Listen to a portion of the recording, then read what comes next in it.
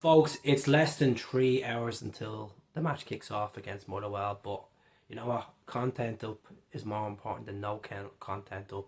You're all certainly welcome back to the channel. Keith here from Commander Hoop Celtic. If this is your first time viewing the channel, please do like and subscribe. I have not been posting the last couple of days. My head has been at other places. Looking at the events, what happened in Dublin on Thursday night has played a massive part in my head. Living in Scotland, family in Dublin, what you expect, I'm thinking of other places besides Celtic. So let's talk about the game today. Feels like it's been 2 months since Celtic kicked the ball against Aberdeen, that 6-0 victory, but we're back to domestic form. We could build a bigger gap. I'm not thinking about the gap, I'm not thinking about the points, I'm just thinking about taking these games off and getting through them, to be honest with you. Motherwell have not won since the end of August. They've had a couple of draws in there. Celtic beat them on this winless run as well, you could say, for them. And Stuart Kettlewell, obviously he had a good few players that weren't on international duty doing preparations for this game, trying to cause an upset at Celtic Park today. So my starting lineup, it's on the screen right there. A massive shout out to mylineup.com, their new app. Give them a download. It's good to fill around and put players in it, change the patterns of the pitch, change formations, couple of kits in there. He's had to add in the Celtic kit as well, so do download. It's free of charge as well. So my starting lineup is Joe Hart in goal. Joe Hart plays, simple as that. We're not going to say Bain, Seacrest, whatever. Seacrest has been training, whatever. Right back will be Ralston, because Alistair Johnson has represented Canada over the last couple of games in the international break. He probably will be a little bit tired. One eye as well on Tuesday night against Lazio. So Johnson to the bench, Ralston in.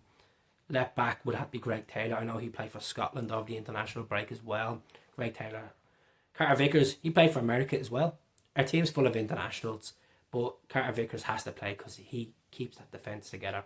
Simple as that. Scales, feature for the Republic of Ireland against Netherlands as well. He was on the bench the other day against New Zealand, so it would have to be Scales in there, keep that partnership going.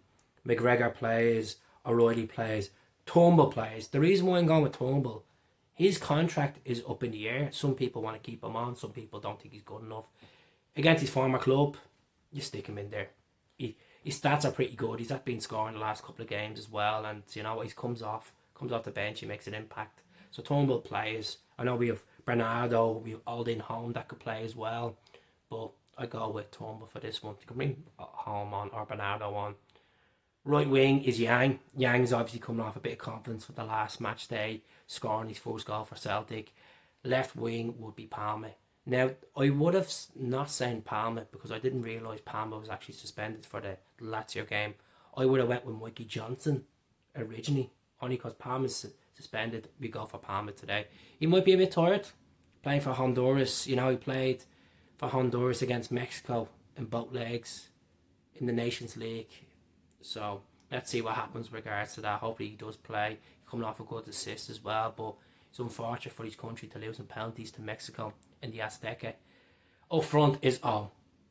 The reason why I'm going O is because he's coming off a bit of a run with goals, coming off the bench against Aberdeen, scoring 2 goals. I think his link-up play with Palmer has been unbelievable, and I want to keep Kyogo for Tuesday night against Lazio. So you can make changes. He probably got his strongest team, but the only worry is if he goes with his strongest team and the lads would get burned out after the international break, some of them will be fresh, some of them will be burned out from travelling. We're going into the game on Tuesday with a bit of doubt in the head as well. Now, I don't really care about Lazio's result in Serie A this weekend. I don't really care about their players. All I care about is their players. Our players putting on a show today. And what I'm looking at with Motherwell's form, I'm going to fancy 5-0 Celtic. 5-0 Celtic I'm going to go. I know I'm being a bit optimistic, a bit ahead of myself, but 5-0. I'm going to go with Yang to score. Oh, to score a double. A bit of South Korean chemistry in there. I'm going to go with David Turnbull to score, and I'm going to fancy Lewis Palmer. Lewis Palmer to score again against Motherwell, like he did at Fair Park. So 5-0 Celtic. There is my team there. I haven't bothered with putting the bench up. At the end of the day, the bench is there. We can bring James Forrest on. We can bring Kyogo on. We can change around with the midfield as well. And maybe bring Mikey Johnson on. Because Mikey Johnson is on the verge of being literally, contract needs to be snipped. because yeah, he's playing well for Ireland. He got player of the match against New Zealand. Make a difference club level. That's what we all want to see. It's a Celtic channel.